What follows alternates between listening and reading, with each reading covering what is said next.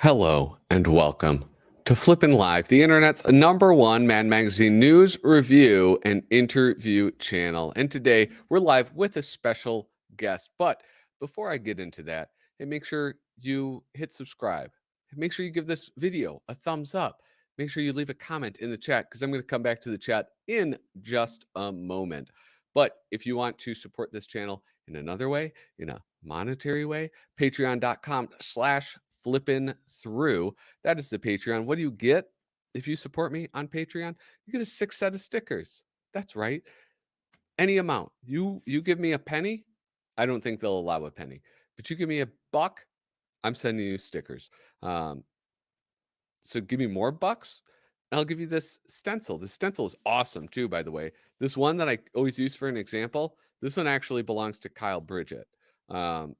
But it was returned to sender for some reason. And so I haven't gotten around to sending it back. So sorry about that, Kyle.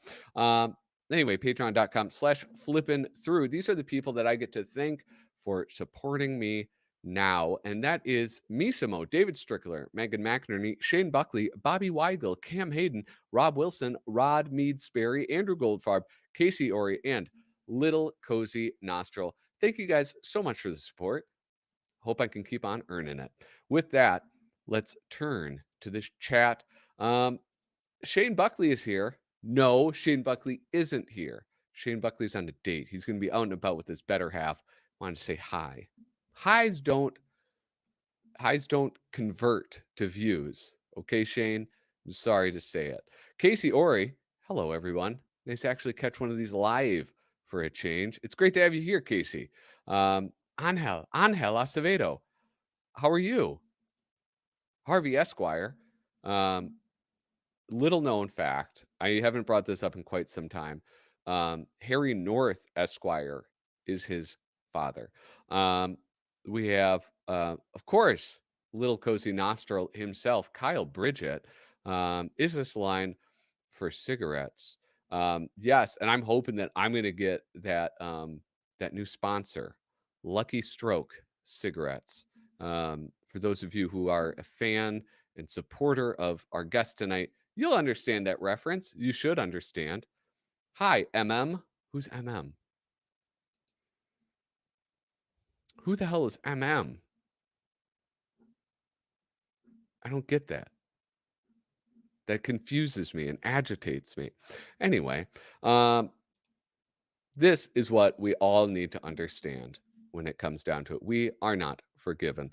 But anyway, enough of that. Enough of this idle chit chat, this solo banter. There's 8 people watching. Hey, another reminder, give that video a thumbs up. It is now time for us to welcome the man of the hour, the guest. How should I describe this man? Artist, publisher, practitioner of black magic and the dark arts, presumably. I don't know. I watch his YouTube channel. I'm picking up the signals, I think. Anyway, with that, without further ado, please welcome Andrew, the slow poisoner, Goldfarb. Hey, Hello, hello. Andrew. How's How's it it going? going? All right. Yes. You have a Very. special guest with us. Yeah. Oops on silent mode. He won't be disturbing us, but All right, excellent. Yeah, I don't. I'm was a little disappointed that the pulsating eyes weren't activated, but yeah, those don't last long, man. yeah, And I've gone through like bags of them, and I order them from corporate entities, and it takes forever, and it's really traumatic. yeah, I've learned how to open them up and like vivisect, you know, children's Halloween rings in a way that I never anticipated, but it's now what I do.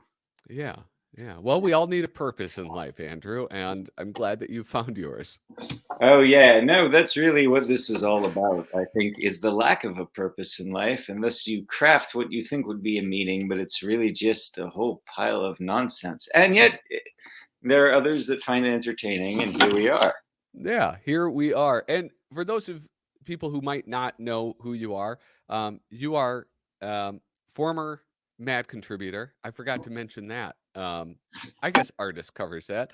But currently, you are the publisher of Freaky Magazine, a magazine that wait, here it is. Here's an issue that we all know and love. Yeah. Well, right. Actually, it's interesting about Mad. When Mad, like a whole bunch of us got into Mad right in that little window before it stopped being on newsstands and having as much original content. Yeah, And in the email that went out letting us know that, like, basically submissions were being cut, there was a quote from, and stop me if I've talked about this before, because I have been on your show and we have talked about some of this. And it could be that the 8 people here also got the same memo. But there's a quote from Bill Gaines from EC, from the email from EC. It was still called EC, yeah, and about how, like, everything that ever bad happened to him wound up being good in some way.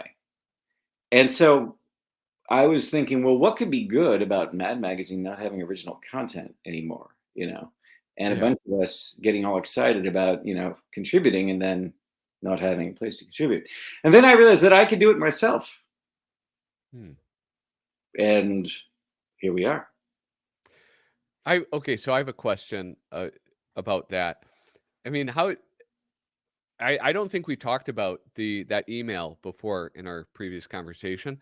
And that's kind of that is of interest to me. But how did that feel to get like basically, don't contribute. We're shuttering the place. Um, every cloud has a silver lining. Did that did that feel like slightly condescending a bit? No, I took it as an actual. Well, first of all, it was coming from Bill. It was a quote from the man, right? Yeah. So, and it didn't seem, at first I was like, well, how in the world, is this going to be good? And then it occurred to me, because I had already, that first issue of Freaky was already in existence, and it wasn't as Mad Magazine influenced yet. It was Yeah. actually being in Mad that got me turned on to doing more of a humor magazine style thing. And so, no, I took it literally like, hey, you know, let's make something happen.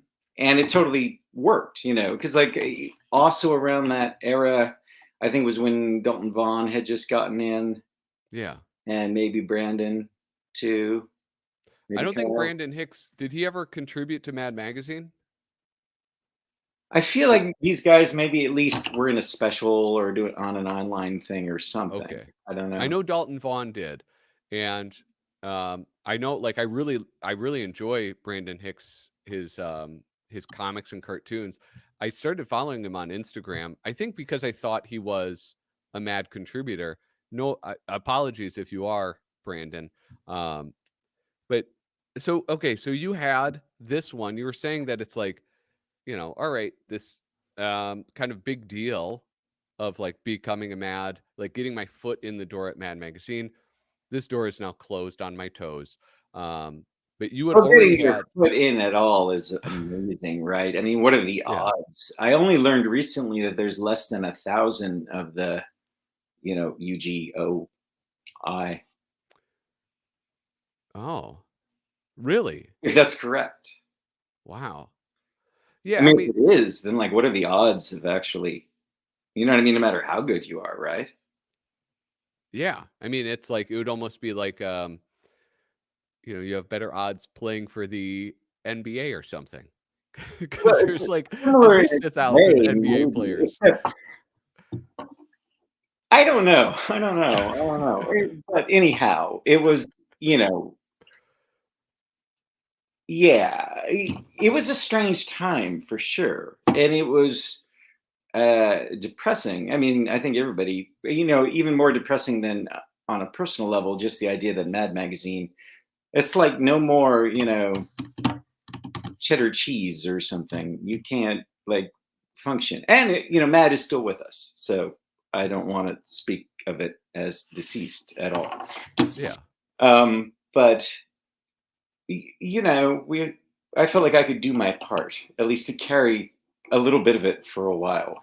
You know, Yeah. Well, and so you mentioned like this was already something that you had created. I had already done it, and Yeah.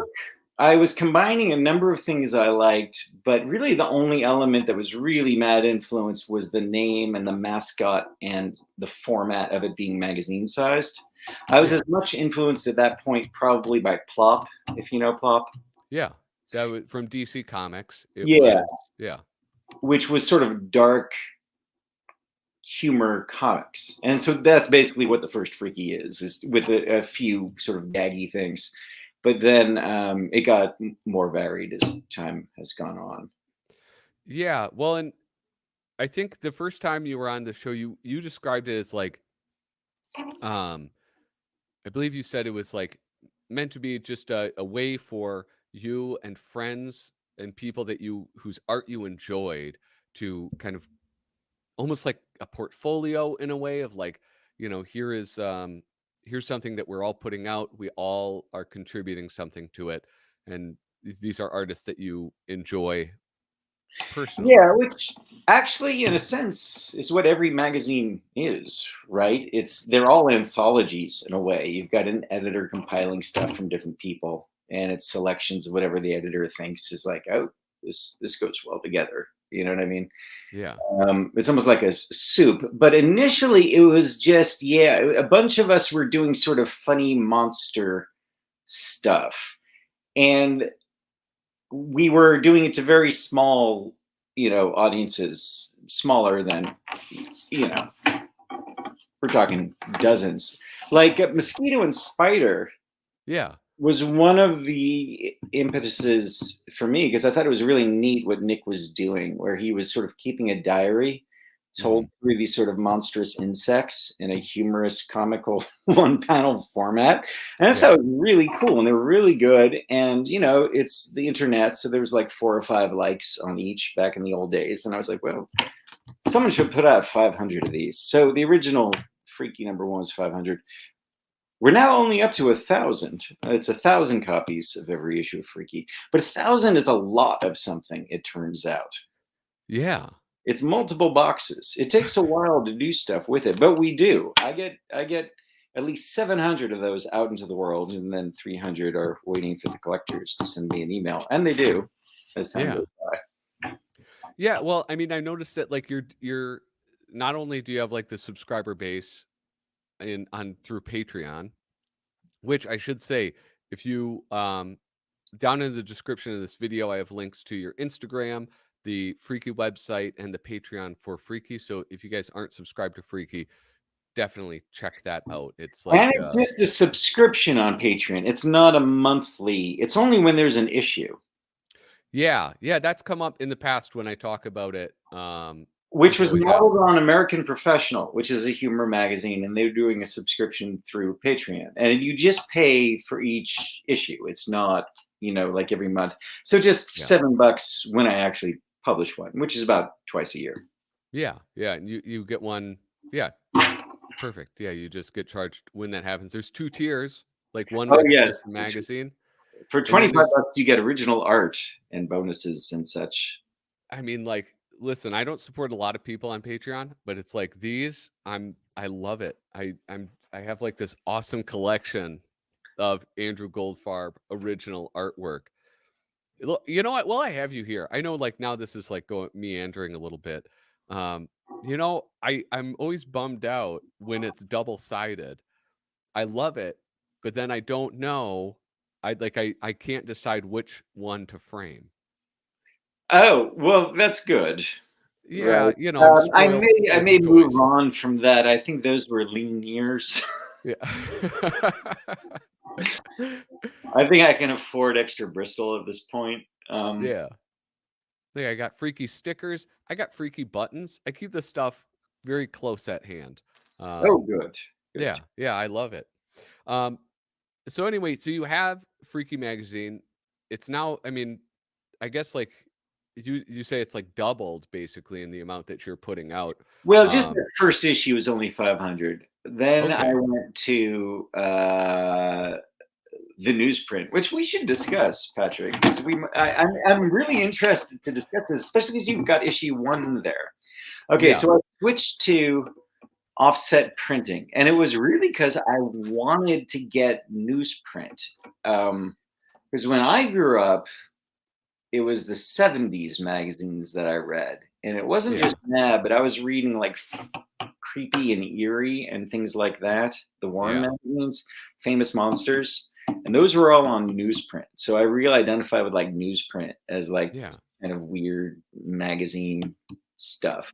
So I went looking, I found a few periodicals that had the right kind of texture. Is this too nerdy No. direction No, to I'm go? very Well, I interested. could really talk about that. No, I'm very sincerely interested in this newsprint Okay, then I'm thing. gonna Yeah. tell you. So there were a couple of magazines. One of them was Scary Monsters. If you ever seen that, if you go to Barnes and Noble and look at the magazine rack, So I picked out a few that had news printing, and I checked, and it was actually harder to find and more expensive than the style printing I did for issue number 1. And I wonder, Yeah. in your opinion, like now I felt like once I went to the newsprint, it felt much more like a magazine to me. It felt much more special, Yeah. but it's actually of lower quality, I think, than the printing on number 1 in a way. Number 1 is your standard, like print on demand comic book that most Yeah. people use. It almost feels like regular Why am I a printer word? paper, maybe a little, like, heavier Yeah, than it's good yeah. quality, right? But there's something about the good quality that I thought sort of sucked. Yeah. Like it's too good. This Yeah. is the thing. Like some stuff just seems too good to me. Uh, Patrick, do I call you Yeah. by your name on the show, or are we anonymous? Yeah. Yeah, you can call me Patrick, you can call me Patty, whatever you All want, yeah. right. Well, Patrick, like it needed to be crummier somehow. You know what I Yeah. mean? And so the newsprint, and also I think newsprint is almost always something that's in vast quantities. So it had a little more like it's kind of like putting a barcode on the back. It means nothing, but it Yeah. says something. Yeah. How about your intentions? It's like newsprint. It's like you're going to have put so much of this out into the world that people are going to put their fish in it. And that's just going to seep into the sewage of our souls. That's what Yeah. newsprint says to me. Whereas like clean white print says, oh, look at me. I made a photocopy. Yeah. I would agree. I prefer the newsprint Oh, do a lot you? more. Because it Yeah, does I turn don't your fingers black. yeah. I think some of them may not have been dry yet. I think we might be reading freaky hot off the presses sometimes. Yeah, I that know was on like issue yeah, number 8, I did though, have that that game has critique. stepped up. The issue 8 is printed very, very nice. Alright, excellent. Well, and I've said this multiple times, um, I haven't actually read issue 8 yet because I lend it to my uncle. Um, every time I get it, I bring it over, he reads it, then I get it back. Normally, I get it back much sooner, but I haven't been to visit him, so I haven't gotten the issue back to read it myself. But I'm gonna do the test to see if my fingers turn blackened. Um, but what you were saying about, like, the newsprint versus, like, the nicer paper, I think you're absolutely right in this kind of, vibe or, like, aesthetic when you're holding it, but also when you're reading it too. To me, it's like, some of the Mad magazines, like the reprint issues that they're doing now, they'll reprint things that were originally on newsprint onto like nice paper, and it reads totally different. I don't, it's probably a mixture of one, the quality of the paper, and the quality of the like image. Um, and so you see, like, I don't know, I feel like this hides flaws a little bit. It's almost um There's like something unassuming about newsprint, something disposable that I like. yeah. Sometimes it's good to lower the bar a bit so you feel free to experiment and not get too hung up on perfection. Yeah. It's almost like if you have, yeah, like, okay, so somebody who's an amateur artist, right? Like, if they spend money on like nice watercolor paper or Bristol board or something, they'll be afraid to use it because they don't want to foul it up, Right. right? So then, but like copy paper, like regular ream of paper, they'll go through a million sheets because it's like, well, this is meaningless. It doesn't matter if I fudge this up; it isn't too nice. And so it's like you can read a freaky magazine because it is not too nice and it's It is very not too readable. nice. No. No. Yeah. I mean, I do wanna say something though, because I have seen, um, some changes in Freaky, and I've noticed some changes, and I'm kinda curious about, um, your view on the changes. Because, like, as an outsider from it, to me, it seems like uh, it's blowing up, so to speak. Like, it does seem like it's become more popular. Like, people on my channel, they're like, "Oh, I can't wait to get it." Like, more people that I know and talk to have subscriptions to it. Um, is that an accurate assessment? Like, Yeah, I think so. It's really hard to get anywhere with anything. So I yeah, think we haven't gotten anywhere at all is a measure of something. yeah, Um, yeah, I'm pleased. I think financially, it would be great if we were at sort of twice the place we're at now. But that's not to begrudge where we are. And thank you to the support of folks like you, all the fantastic artists too. I mean, a lot has surprised me about doing Freaky. Um, One has been the way folks have taken to the mascot that I didn't expect at all. yeah, That people will be doing things like this. That's amazing. And all the artwork that comes in, like,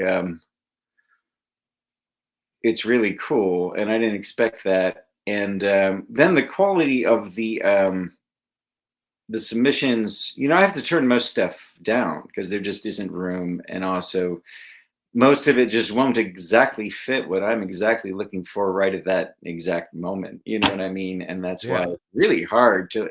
The best way, the surefire way to get your work in a magazine is to be the editor. That's what I've learned.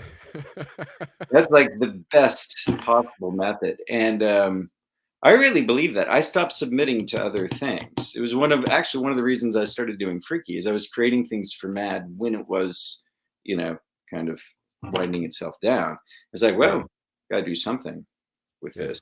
And I bet other people have some stuff they need to do something with too.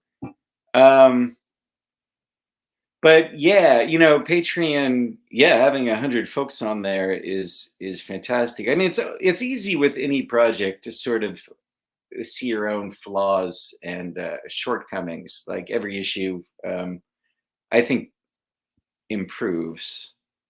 You know, yeah. um, and sometimes when I look back on some of the early stuff, it's a little cringy, but it's part of you know. One thing I really like is I don't know if I'll always be able to keep this up, but doing it every 6 months, it's surprisingly how soon 6 months comes. Yeah. And if that's the case, then a year isn't far behind, which means time flies and these decades are gonna, so it's actually good to do something like a magazine that you have to put out every 6 months because it kind of like keeps you aware of your own existence in a way. You sort of, maybe because you have children, Patrick, this is Yeah. not something that you get that way that maybe I get from like doing a magazine, you probably get from some of just regular life, but it kind of anchors me. Otherwise, I'd just be like a weird guy in San Francisco living in a cave with, imaginary friends. What yeah, I mean, well, I don't know. I mean, it's hard to compare because I have children, but I'm not producing anything. And so it's like what I've created, really only I enjoy. Are And you talking so your children or are you talking about other yeah. creations? Okay. No, no, no. No, just my children, right? It's like Well, I'm sure other people enjoy their presence as well, but yes. yeah, to varying degrees. Um, I do wanna kinda go back in my mind, I was sort of ruminating on something, and you were talking about the people that are contributing now, and, like, well, first off, you're getting an amount of contributions to each issue that you can't like, you have to turn most people down, but, Which so, makes like me wish there were some other humor magazines out there. So I would suggest anyone to give it a go. And I am encouraged to see a few more things pop up. yeah. Well, there was, I always pronounce his name wrong because I don't think I've ever said it out loud, but, like, the first big name that I noticed in that was Marinick, the guy who with, like, the monsters and the cars. Yeah, actually, let's pause there and talk about Darren for a minute because Yeah, in the '90s he did these comics called Rockin' Bones yeah, that were in the '90s. There was a huge explosion of black and white underground comics. I think it was part of the after shock of the Mutant Ninja Turtles being mhm, huge. And so we have these tons of underground publishers, and he did a bunch of these that were similar to what you see in Freaky, but they were. He also did comic stories in that yeah, sort of hot rod monster style, and he's a legendary underground, like garage rock artist, like people that are yeah, in garage rock. He's like the main man. And so I was hugely influenced in my 20s, in the 90s, by those comics. And to have him now in Freaky is amazing. And then it seems like what he's doing lately is stuff specifically for Freaky, which yeah, means that I'm providing a vehicle for this, fantastic artist to like a reason for him to be producing some stuff. Or I don't want to overstate it, but you know what I mean? Like it's some of those things are designed, I think, for Freaky, like that. The inside front cover of issue 8 is something that he did specifically. And I think he had us in mind. And it's like, wow, I mean, that's cool. It's just yeah, really neat that just at this little moment in time, I'm able to provide like an opportunity, as other people provided for me at different points, to have this work in front of more people than maybe it ordinarily would, or reason, a motivation to create it, if that makes sense. no, absolutely, and I feel like that has to, I mean, like, feel like, you've risen to a certain level if people are it's not just like, I have this stuff and I'm going to submit it because I wanna sell it," versus, "Hey, I have an idea, I think this would be good for Freaky." Yeah, although that's also a lot of responsibility because when you start turning those down, it's like, oh man, someone was doing this really just for me. Even put some Yeah. work into it, and there's just some shit in there that ain't gonna fly for whatever reason. Yeah. Um, so it's a weird thing. Like on one hand, I want people to do stuff that's appropriate for the magazine, but I don't want people to work too hard at it, or I might have to, you know what I mean? Or if there's not a home for it elsewhere. Yeah. it used to bother me more. I think I'm getting a little bit more of a thicker skin. But yeah, so it's fantastic. Like I see like what Brandon Hicks is doing, like the flippers. Yeah. And it's like, okay, it's because one of the weird things I'm into for whatever reason is these sort of activity page kind of things. And Yeah. part of that is from loving the fold in as a kid and Mad. But I also was into like weird, like activity books that you would get as a child, like puzzles and things like that. Yeah. So there's an aspect of that in that I keep in Freaky, such as the see through, and then Brandon has really picked up on that with some things too. He's got a surprise in the next issue, number 9. Hmm. That which I'll give you a sneak peek of the cover. Ooh. Oh, hold on. I'm gonna make you full screen. Oh, very nice. Look at that. And you do all the covers, right? Yeah, uh, and slowly learning to paint as I'm forced to in order to do the covers. But yeah, I wanted painted covers, and that was definitely a Mad inspired thing because Yeah. the painted mascot covers with the Alfred E. Newman. Um, that's something I wanted to, and there's no other way for me to do it but to learn to paint. So it's coming together though. I'm getting better. Yeah. No, I love it, man. It's one, it does have a really different feel. Like those old Mad covers like by Norman Mingo and Kelly Freas versus when you see it that shift into like digital artwork, which is, Yeah, although whoever does the covers now is pretty amazing. And some of this digital stuff, that's a whole conversation we got to get into. yeah. How digital, especially now with AI and things, it's really fascinating. Um, Yes. Wait, I have a quick question though. I want to go back. I'm very bad at interrupting and asking questions when I have them.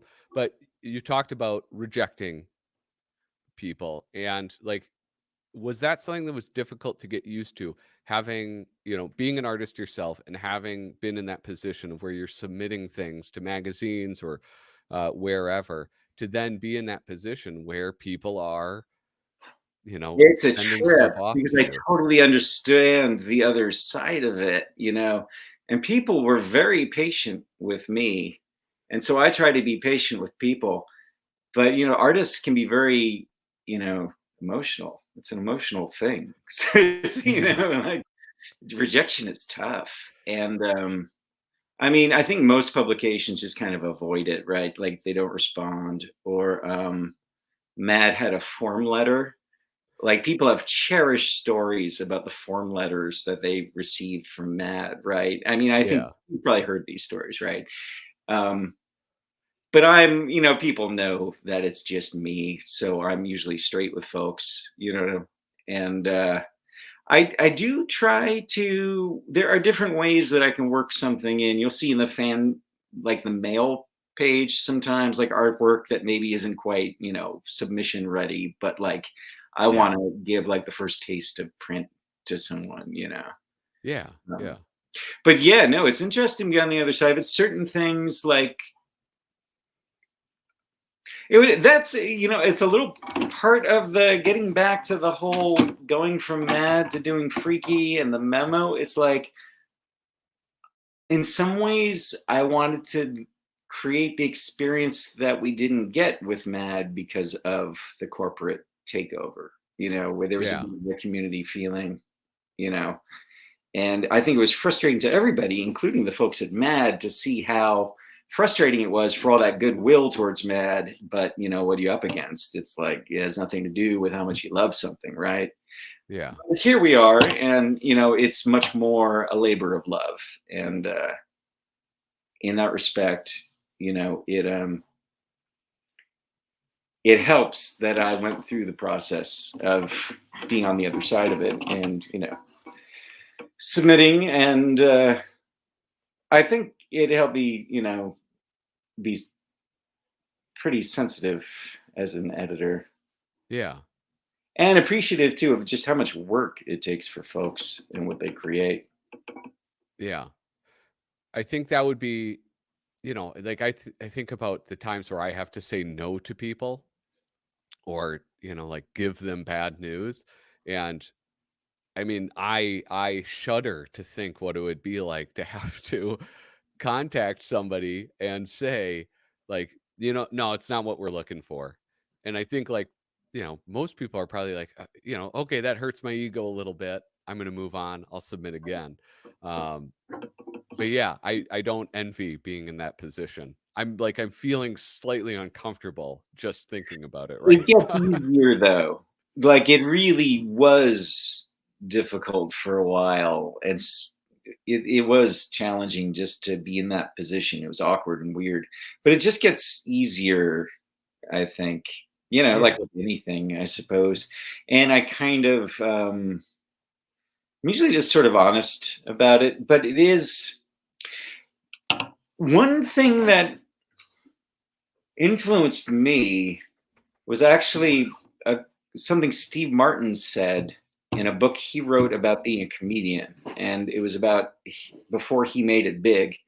yeah, He used to go out on auditions, for films and stuff, and he quickly realized that it was just a waste of time because the odds of him being exactly what was right for whoever else was in the room at just that moment was just so small a set, of circumstances that just yeah, wasn't going to happen and that there'd be another way to do it.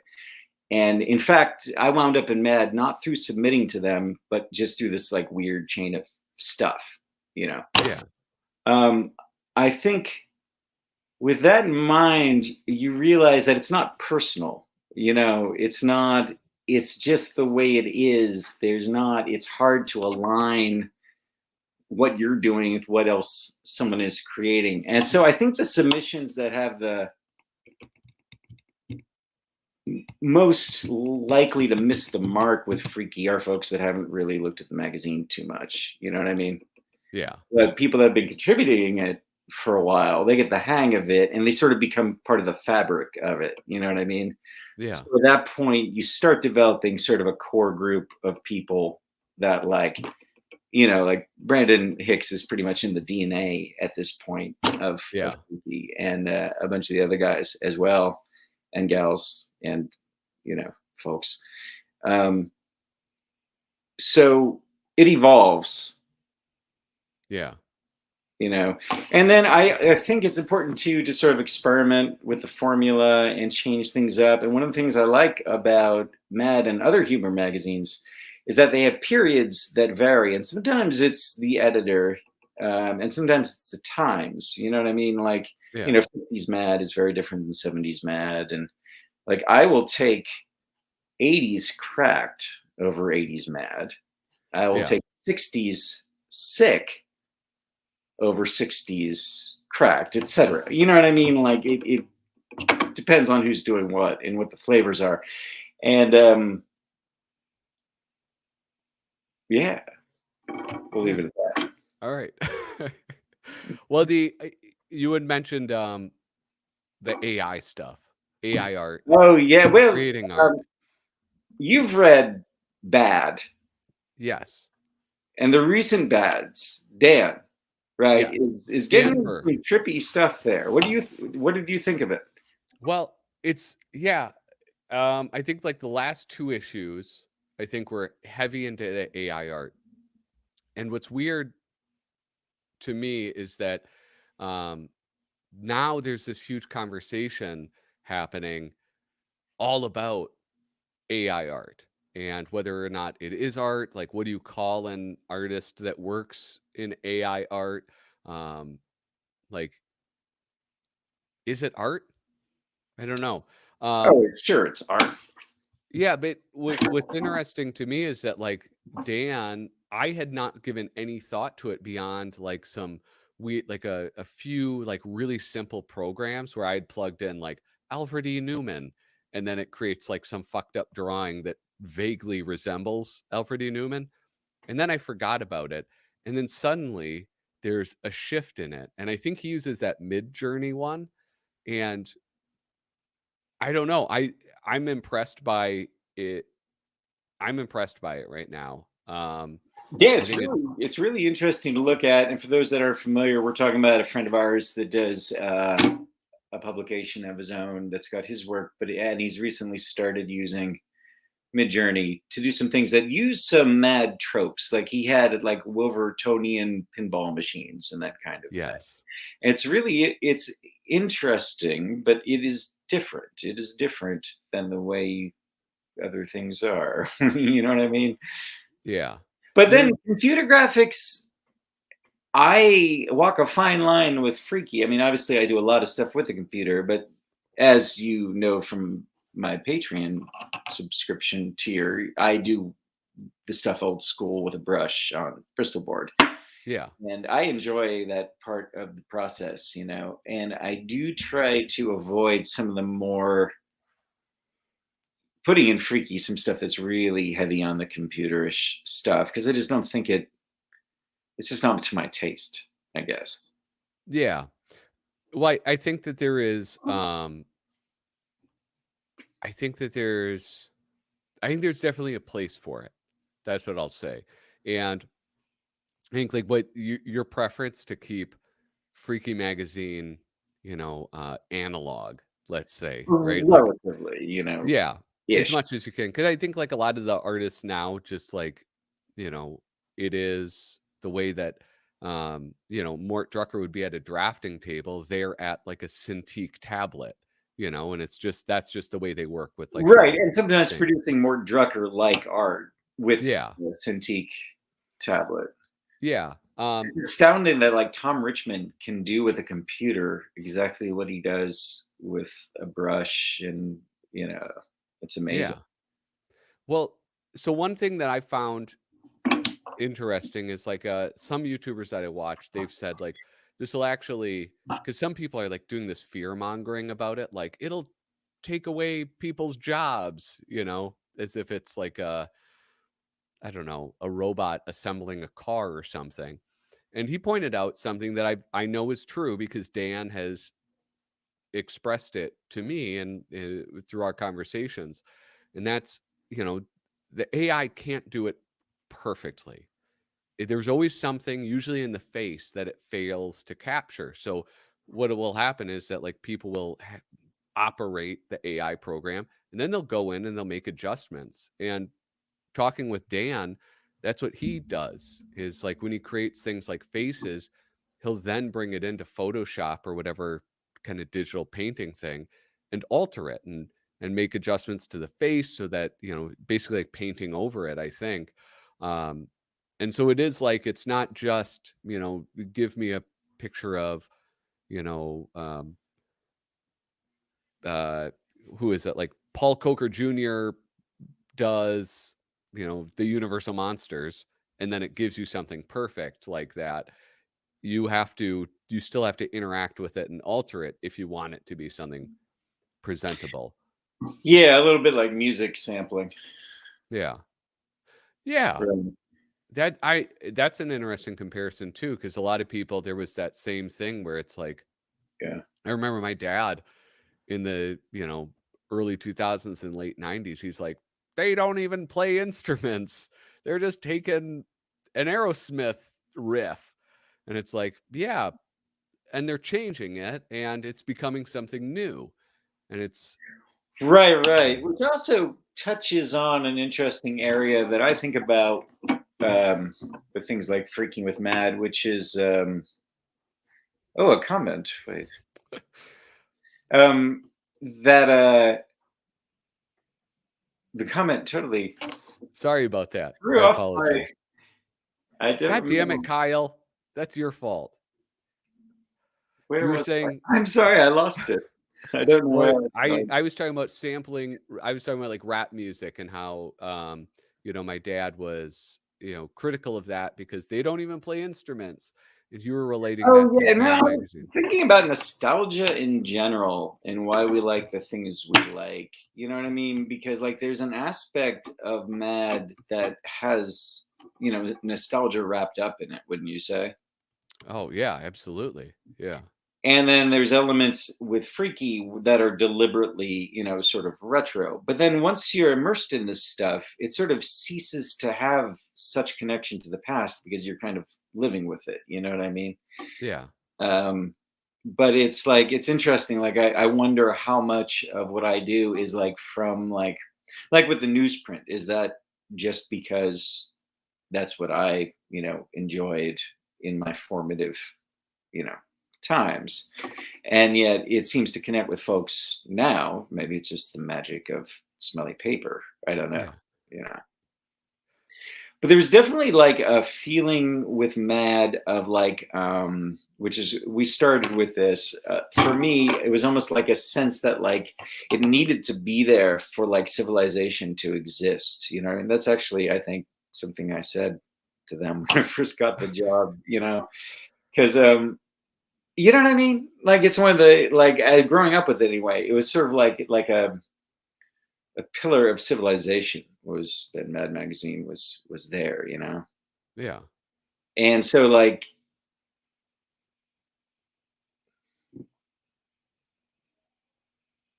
sorry, I'm not sure where I was going with that. All right. Well, with Mad Magazine being like the pillar of civilization Oh yeah, and as far as nostalgia goes, then yeah, like feeling like I wanted to provide something like that, maybe either for myself or for other people as well. It's almost like some sort of like comfort in the abyss of like an abstract universe full of dangerous cosmic tentacles. You need to have a funny pages coming out at a regular period of time. yeah. So, like you had mentioned something about nostalgia, and I sort of had, I don't know if this is even going to make any sense, but I'm going to try to say it anyway. Um, like usually, it seems like oftentimes people's outrage at things like uh, you know Saturday Night Live, not being the same as it used to be, or Mad Magazine having, well, no, that previous era, that was the best era. Usually, like the outrage element of it comes from being away from it. But those people who have read it all the way from the beginning, they might have preferences, but there's no, I guess that speaks more to it being like an institution. And so people who have followed Mad Magazine from like, for me, it was the late 80s era. I didn't read it new, but that's like when I was the ones I first read, that's what I was exposed to up until the modern age. I certainly have preferences within that. But to me, there is not really a golden era. And so to me, I get this is going all the way back to the AI part of the conversation. People who are becoming outraged at the idea of this new type of creative outlet for people. To me, it seems like it's people who are either not involved and don't have a creative outlet for themselves, or who are not producing things to the level at which they would like to produce things. And so that idea that like, well, wait, so somebody else could produce something? Oh, Well, like that's it's cheating in a way. yeah. Yeah. Yeah, yeah, yeah. Well, it's interesting. When I first was exposed to it, it was through a hoax, which I think it got AI off to a bad start. Yeah. There were a lot of hoaxes, and the one I saw was that like, hey, here's a 1920s German film production of The Call of Cthulhu, made with a bunch of surrealists in Switzerland, uh, and it was like this huge archive of weird, surreal, Dada-esque German expressionism film snapshots, right? Yeah. And at first, it's like, whoa, how did I not know about this? This is amazing. And then it's like, wait, this is too amazing. And there's way too much of it. Something funny is going on here. And then it's like, oh, this is computery.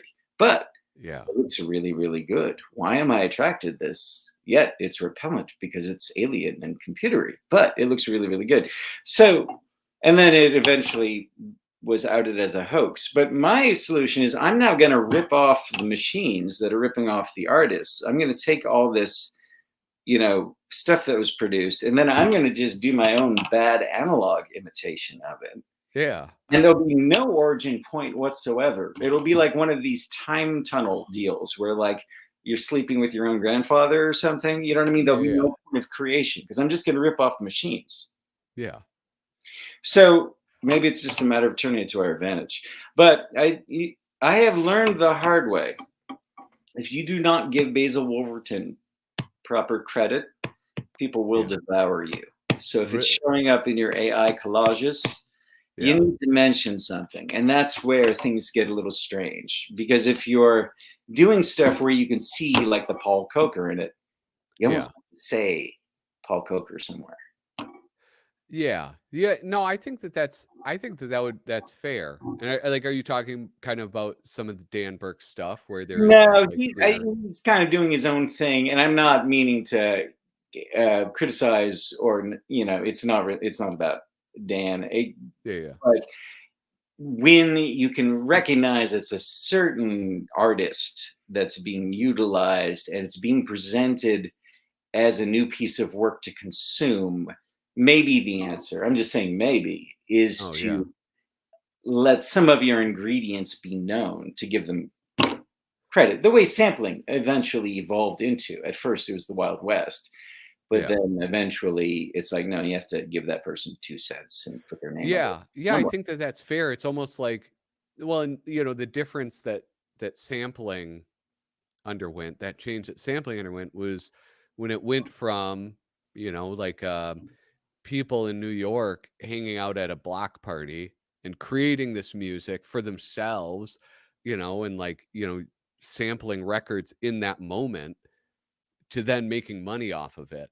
It's like right now there's a lot of people who are creating this AI artwork and who are sampling artist styles. But then once they start making money off it, yeah, I would say like absolutely. Well, and I mean it would be in good taste, I think, just if you're not making Put it money in off small of it type to say somewhere. like, Maybe eventually there'll be some sort of understanding around this. Like if your AI involves 20% of a particular artist, give them a notice, or yeah. yeah. Yeah, it's pretty wild. I try to be open-minded about most of this stuff, like just because I remember as a kid all of the sort of the panics and scares that I would hear about in the news, and then it's like none of the bad things happened. Like I don't so and I also try to like I work in the field of education, and there's a lot of people who are teachers who have been teaching for a very long time. And this is probably in a lot of industries, but this is the one I know where when something new is introduced, there's this kind of, with a lot of the old timers, this bristling at the idea. And it's like, well, no, it's either, well, we've tried that before and it failed. So I refuse to try it again. Or, well, this way works. It's silly to introduce this new way of doing things. And I don't know. I try to be welcoming of new ideas like that. And if it Well, also you can't fight it. You know what I mean? Like it's the future. yeah, It's gonna happen. Um, it doesn't mean you have to, buy any NFTs of it or anything, but you yeah. know, uh, Oh yeah, are you gonna drop some freaky NFTs? yeah, no, no, All no, right. Oh, I thought I would have a scoop here. Uh, yeah, no.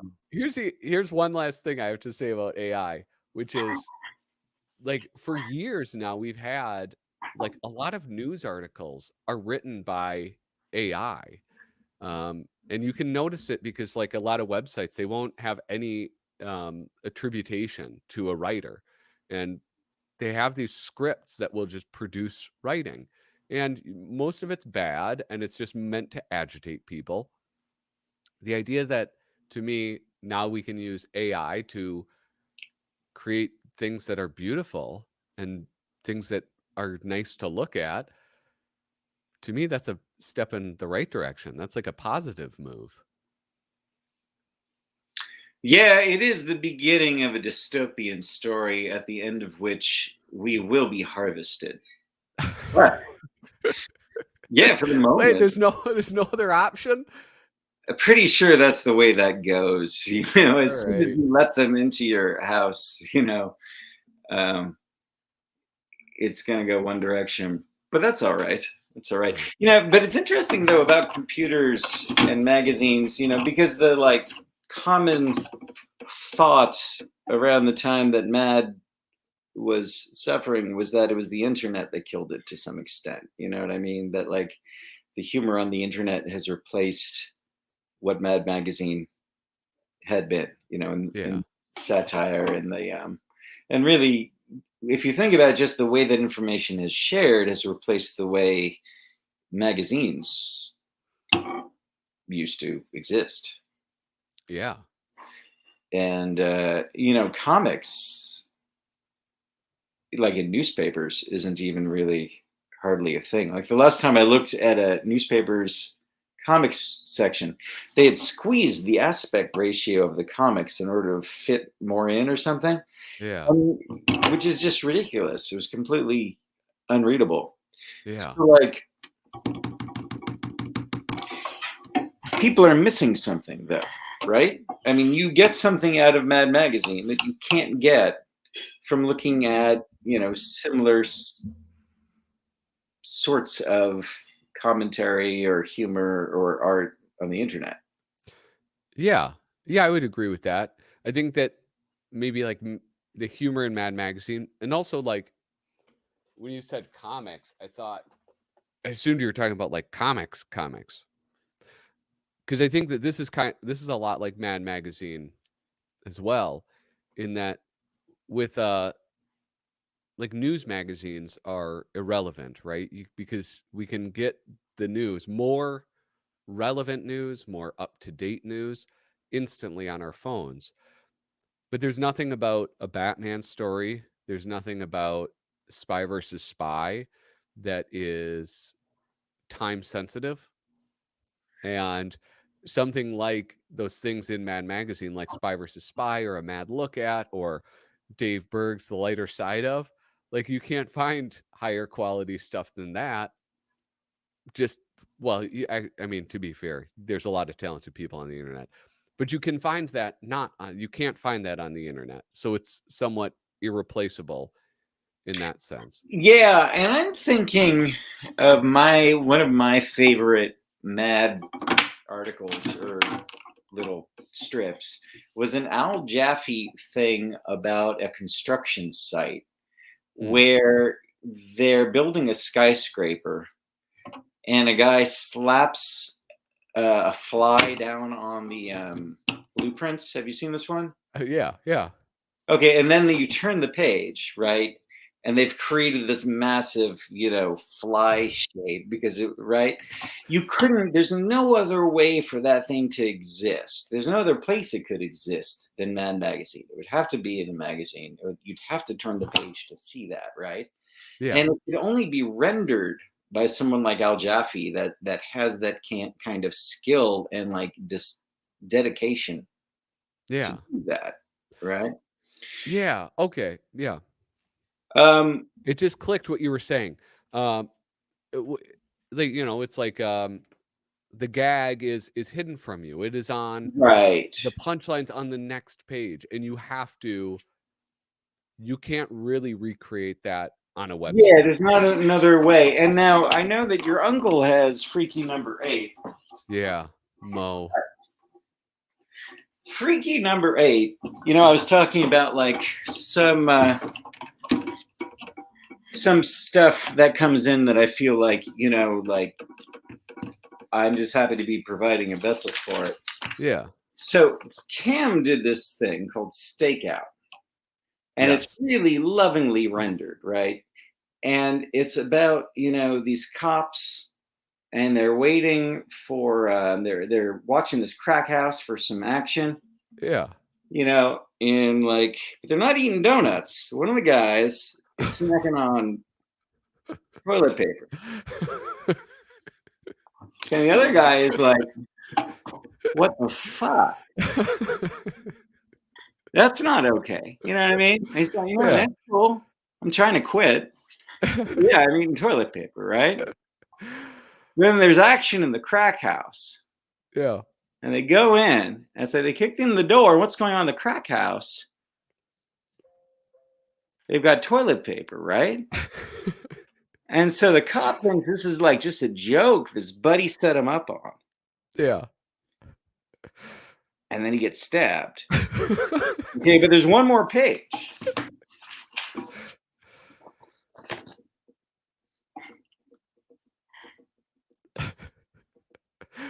It's just that. He's dead. And look at everybody. Everybody's just eating toilet paper. This is the greatest comic story ever told. This should get an Eisner Award for all time. There's never been. It's as good as it gets. Yeah. It's genius. Yeah, Cam is I listen, I have to say, like, um, I am so excited when I open, like, a new issue of Freaky Magazine, and there's, like, not only a new contributor, but somebody that I know from, like, this channel existing. So it's like, like Brandon Hicks, seeing him, seeing, um I just forgot his name. You just said Cam Hayden, having him on there, Yeah, Kyle and something Bridget. like that, there's no other place to put it, really. You know, Yeah, it's got to be on paper. You have to turn the page. yeah, Um, yeah. So it fulfills something that people aren't, going to get elsewhere. And I think the sense of that having becoming diminished in the world was a motivator to like try to do it as much as I could for to what extent I can. yeah. Is this what you want to do? Like, if you could, I mean, you're doing this because you want to do it, of course, but like, were this to grow large enough, and this could be your sole venture, is that something that you would want? Oh yeah, sure. I'd consider it. It's hard to picture there being a way to do it. You know, in England, have you ever seen Viz? We've maybe Uh, talked I've about it, never seen one. I've heard a lot about it. I need to get my hands on some though. but Viz uh, sells about 20,000 copies an issue, I think, and it's monthly. Yeah. Um, but it's a figure that I don't know you could survive on. It wouldn't happen here. I think it's because it's smaller and it's an island. I think maybe that's why Mad Australia was able to hang on for a while. Were you Okay. a reader of Australian Mad? No. No, I think I After have 1 or 2 issues that somebody sent me. it just ended, but like for the past few years, I've been doing stuff in Australian Mad. Um, Oh, and it was, really? yeah, it was all kinds of loopy things in there that were Yeah. different than the American Mad. But they too were able to make it work. They were doing, I think, about 5,000 copies. But Mad had like 80,000 subscribers, and it wasn't financially viable. So it's hard to picture there being a market that's kind of possible. But the world is changing, Patrick. Who knows what the future might evolve into? Yeah. So yeah, it's definitely a possibility. I feel like Freaky is it's kind of like making a soup though. You've got to have particular attention to the ingredients and you have to let it simmer for a while and make sure you've got the right amount of cucumbers or whatever. Yeah. It might be hard to scale up without, you know, losing something. Yeah. Yeah. How well, this is I kinda wanna go back to, like, what you were saying about England, right? Like they're able to make Viz work. Australia is able to make Australian Mad work. It's an for I a while. they're both islands. But like, do you also think it's, the fact that there's maybe more of a homogenous culture there? Like, Maybe. Well, I mean, people have commonalities everywhere, though. You could do a humor magazine that reaches a large number of people. I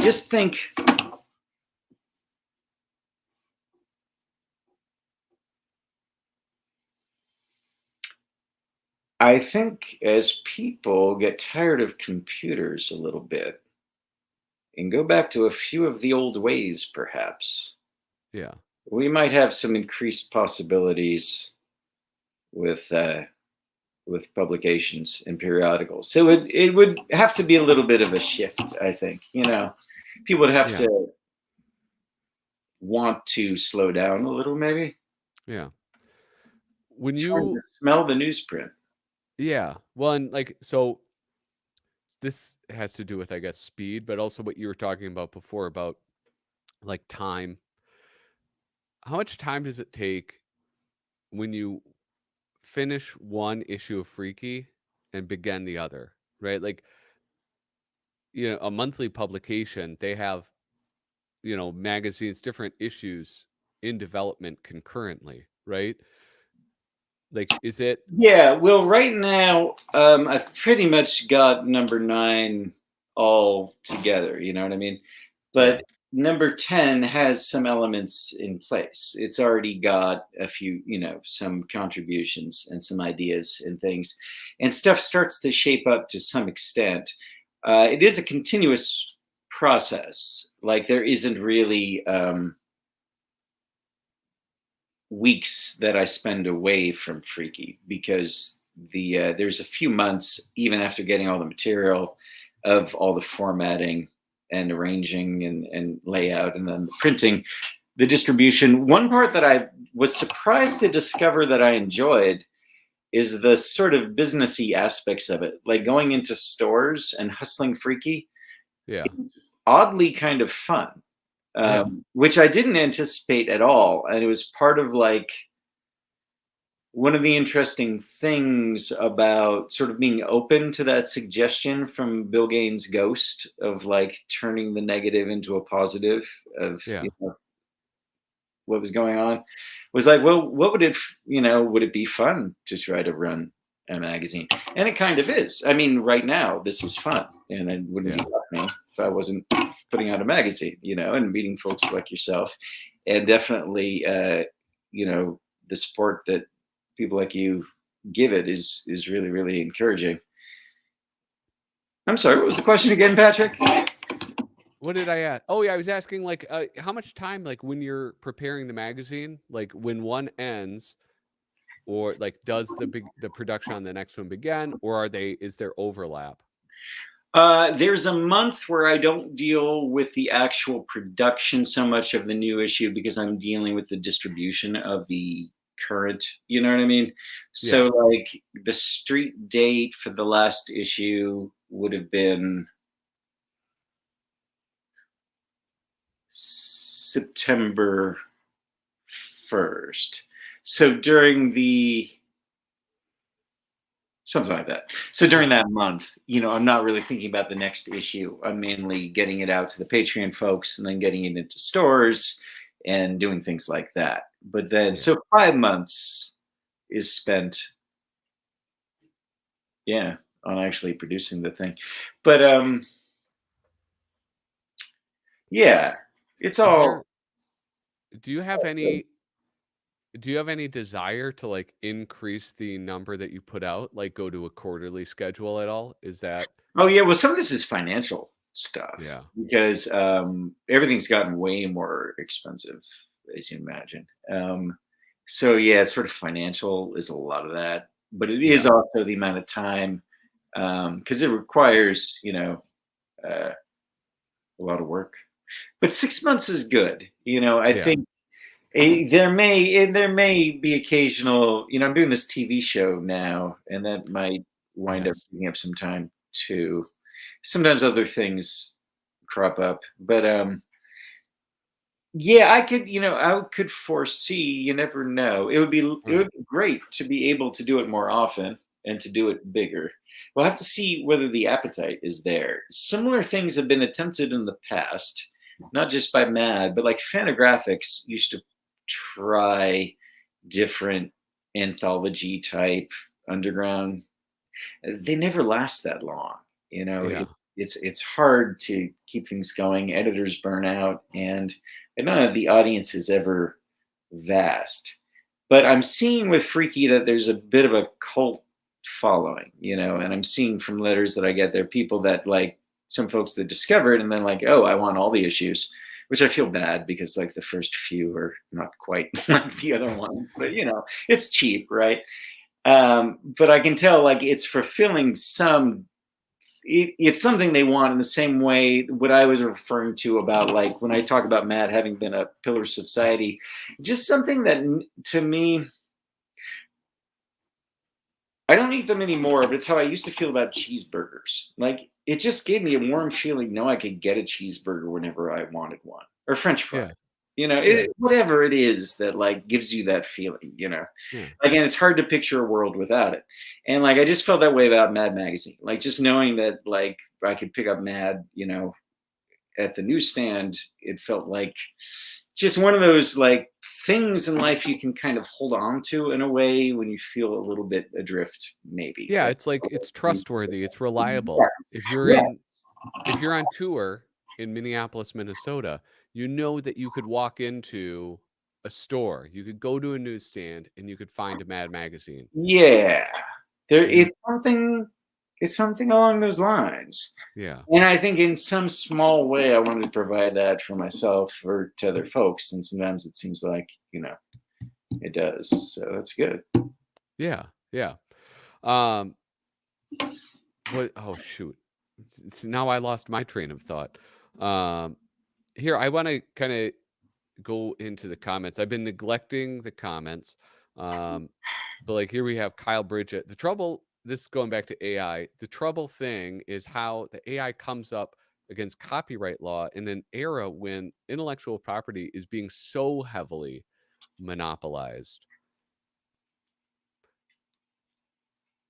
Oh, I guess like I for an example of this would be like Disney owning everything, right? Like everything in Fox, everything from, like Lucasfilm, National Geographic, all of that stuff. In You that respect, though, maybe AI could be a blow against the machine, right? Because you sort of like can manipulate that property and probably get busted.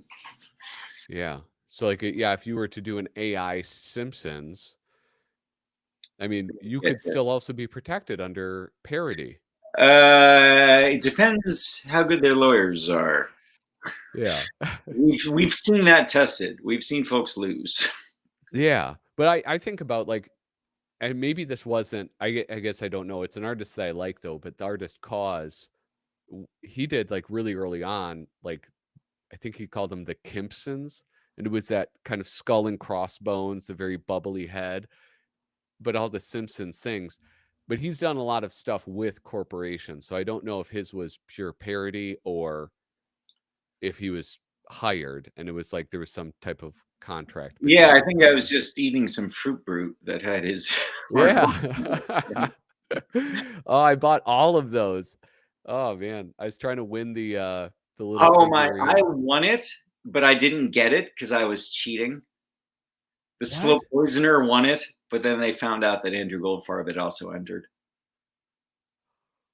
Oh. They're going for just $40 now though on eBay.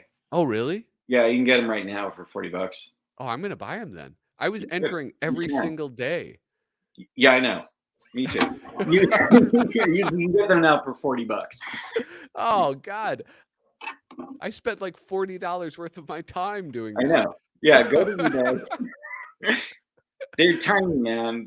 I don't have them myself, Yeah. but Are they like this big or something? Are they they're like smaller. I mean, they're probably like do you know about Freaky's cereal? That was a '70s cereal. No, I don't. And they came in little plastic figures. Let me grab one. Oh, yeah. Oh, I got some little plastic figures. Hold on, I'm gonna grab my little plastic figures. Hold on.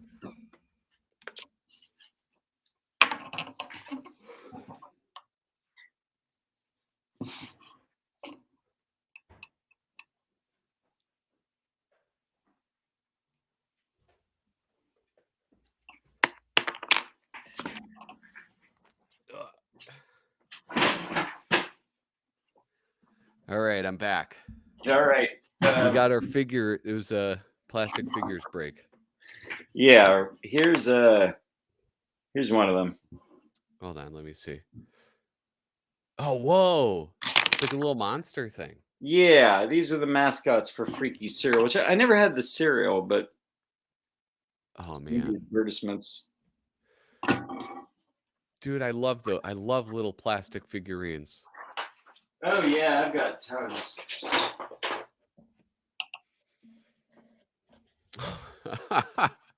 That didn't come in a cereal box. No, no. But like, Yeah, I forgot. I should have played the intermission. Kyle Bridget these made me some awesome intermissions. these were weird birds combined with tools that you Oh, could get those in are like porn pliers stores. or something, right? Yeah, it's a pliers like duck. I Oh don't know man, why. And that was from cereal. And this is also a cereal toy. These are from the 70s. These were like astronauts, I believe. yeah. They were in space. Man, the '70s were awesome. Here, these are the little plastic figures that I have. You probably won't be able to see them very well. My camera's much farther away. These were called Lil Homies. Oh yeah, yeah, yeah. No, I think that was based out here. Yeah, and so they're all like these kind of cholo, um, Yeah, and gumball Hispanic. machines and stuff. Yeah, exactly. Yeah, that guy built he bought a house with his proceeds and he called it the house that homies built. Oh man, they're genius and they're beautiful. So I have this like little pack of homies. And here I have like the guy who has like the Cheech Marin mustache. Yeah, Ah, yeah, yeah. you can see and oh man, it's great. I love them. I got them from we had a white elephant gift exchange at my work and this dude who's this old actor, he was in anyway, now he just substitute teaches. Um, he presented them in this box and it says politically incorrect gang in a box. And so and I saw it and I knew exactly what it was. It was Yeah, there's a wonderful. little controversy about those at the time, I do recall. Yeah, well, like little kids in Minnesota were going ape for them. So, yeah, what are you gonna do? Um, hey, here's a few. Well, one comment. I love Cam's work so much, so funny in both writing and how he presents with his art style slays me. That is Casey Ori. And then Clown Nook, he says, Andrew, do you make suggestions to writers or artists after they contribute their drafts?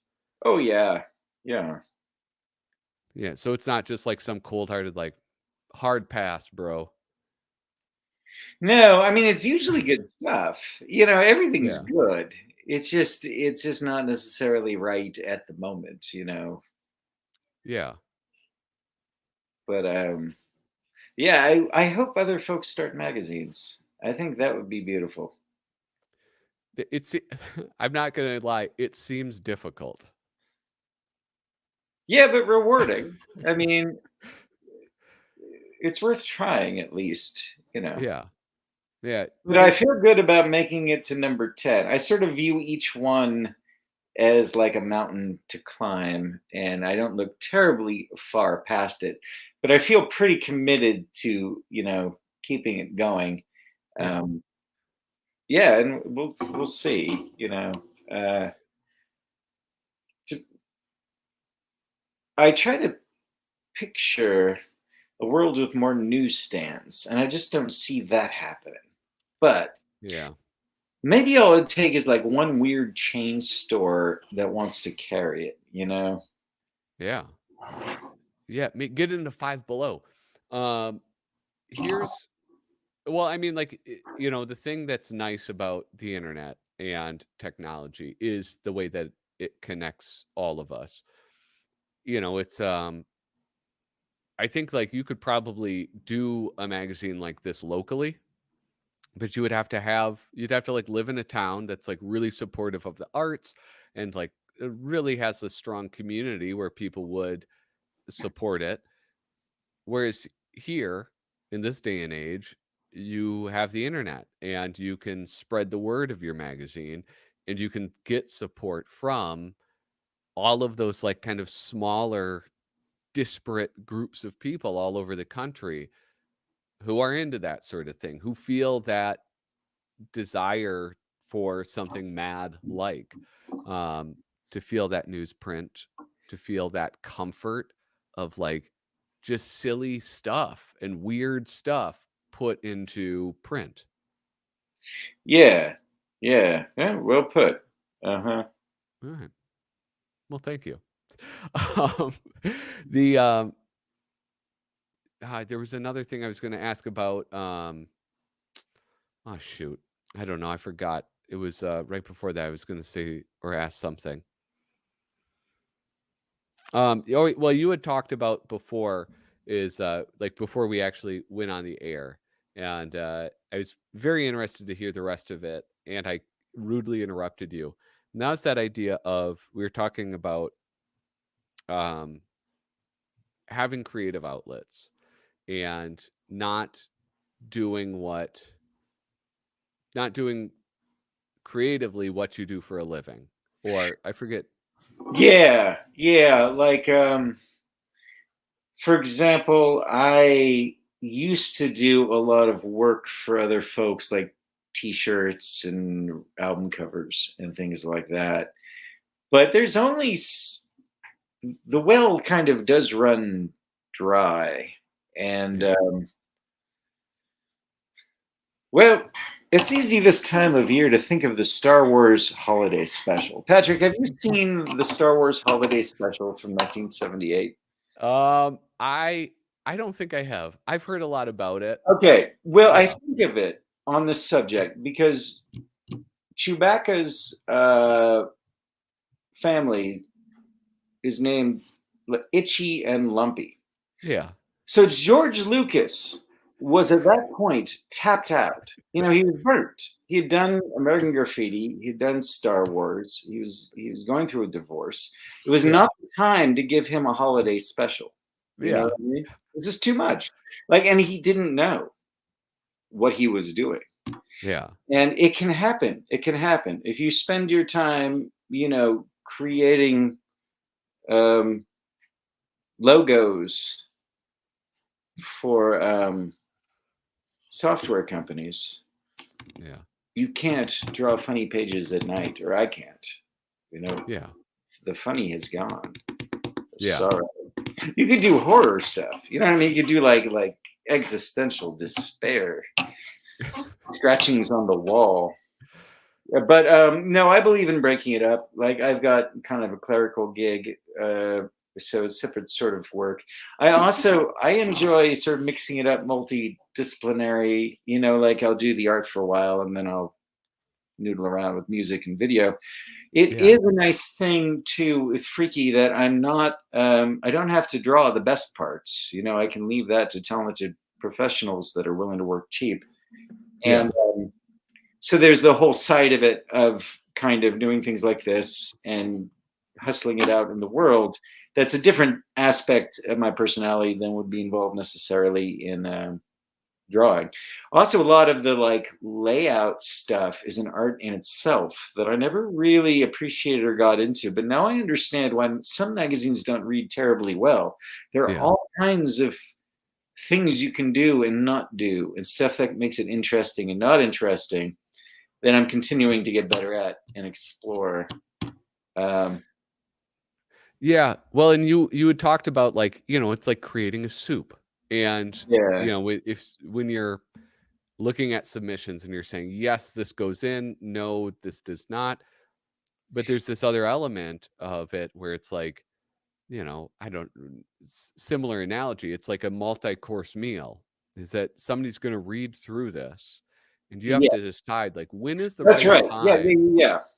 And sometimes it doesn't work. You get these things that are anthologies, and they really feel like the stuff has no relation to each other. You know what I mean? Yeah. And it's an art to that, and that's why a lot of things have to get rejected too, is that it just doesn't fit with whatever issues I'm putting together in that respect. Size matters. You'll see. Um, yeah, it's a little hard to explain, but there's like a whole bunch to. Well, it's with Mad, you can see the difference between the editors, like the very early magazine issues, which were Kurtzman, right? Yeah. And Well, then wait, no, I mean, didn't I forget Feldstein took over for the it was magazine. after the early magazine issues, Okay. I believe. Like Yeah. there were some issues in the magazine, and then it was Feldstein. What I noticed Okay. about it is that Feldstein greatly simplified the graphics. It became much more visual, whereas with Kurtzman, it's a little denser. It was a little more highbrow. It was a little more, wordy, kind of, Yeah. than, and it's things like that that really make a difference in a magazine that vary a lot with the editors and the art designers. And I think in Freaky's case, since I'm the editor and the art designer, um, I can really push that in weird ways. Let me give you an example of something, Yeah. because there are part of putting out a magazine is when there are things that you feel are not being done or have been forgotten that you want to revive. Oh, This here, let me is a little bit of Famous Monsters magazine here. The Yeah. cover's missing, but look at that. What is that? That is just a giant headline, right? Yeah. Like crazy lettering, and then like, you know, what looks like this?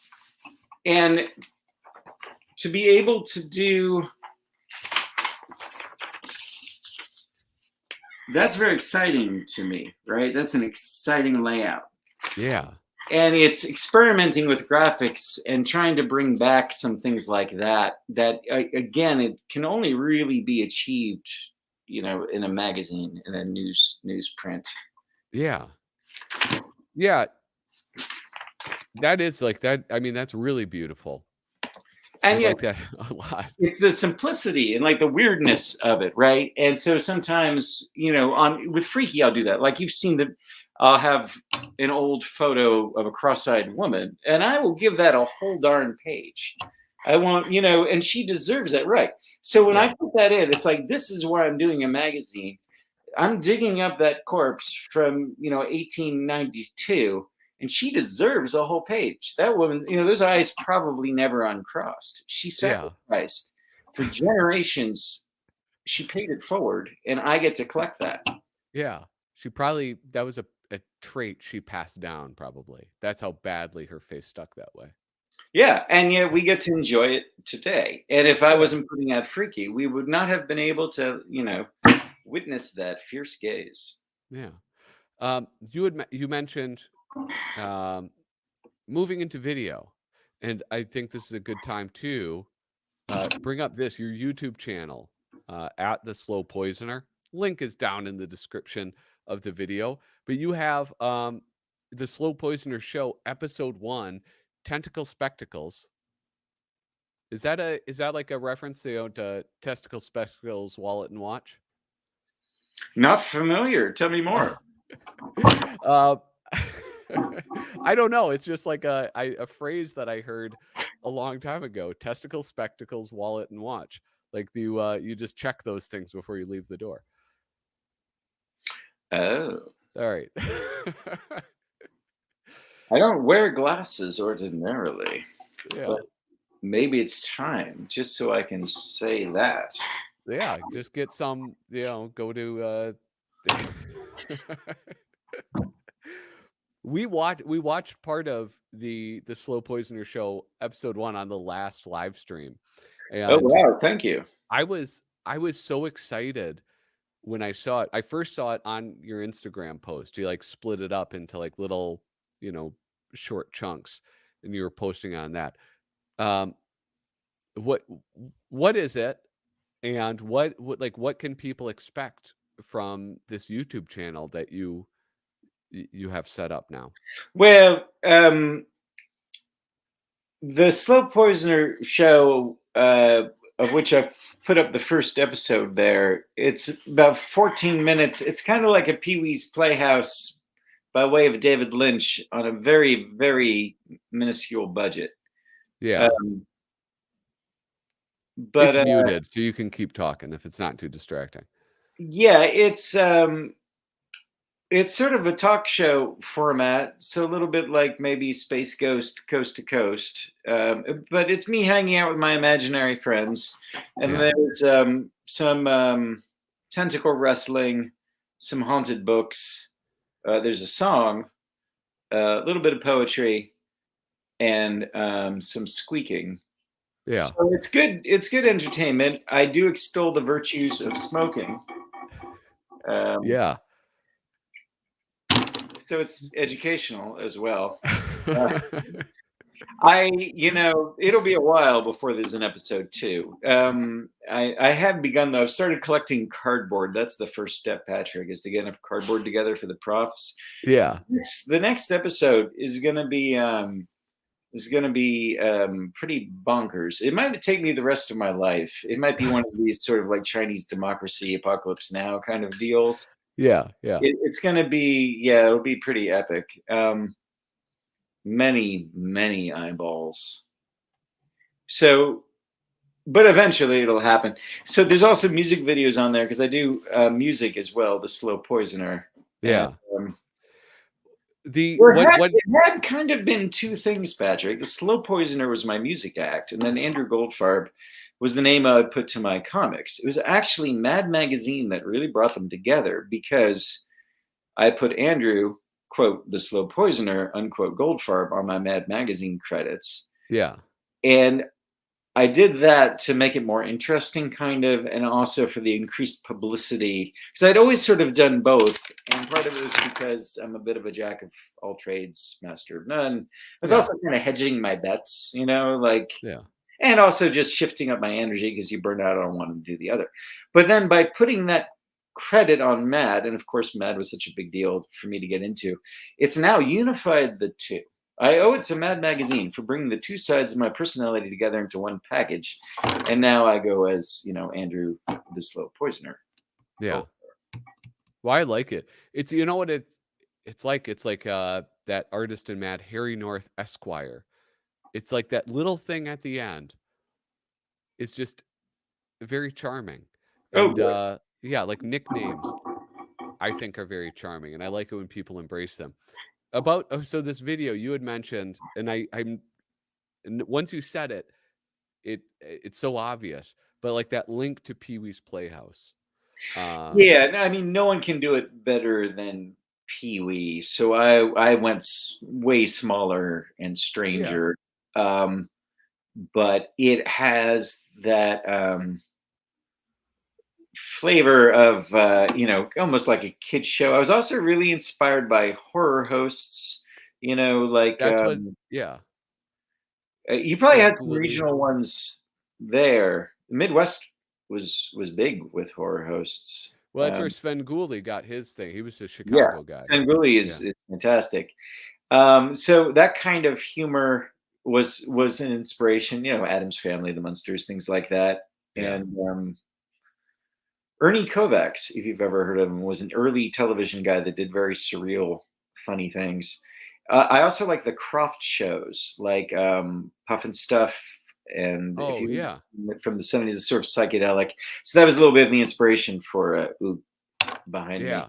And Well, I some of that love stuff was props from my stage show. Like he originally was, I would construct him on stage between songs.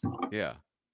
Yeah, I love Ook. I love, like, that, the pod that you crawl out of. I thought Oh that was, yeah, like yeah. that was hilarious, and then in the end well, and then okay, so you crawl out of the pod, and then what you were saying about, like, the Munsters or Addams Family, I got that, like, '60s black and white TV show vibe when you're getting out and you had the freeze frame, like, halfway through the motion. That was just perfect. It, like, captured that era of television where it's like, "Wait, why did Oh, they freeze frame there? What the fuck are they yeah, I doing?" remember that vaguely from credits on shows, and it was Yeah. weird. It's like you'd have people laughing at it. You would just like stop there. And like, but what that was, and this is actually like I think the way a lot of art gets created is I was working around some mistakes, and I actually had a lot of trouble getting out of that damn pod. So it was like kind Yeah. of a hot mess. The only way to deal with it was to kind of make it funny, and sort of draw attention to it. Yeah. So it was actually sort of like an unscripted boo boo that I just sort of exaggerated. Yeah.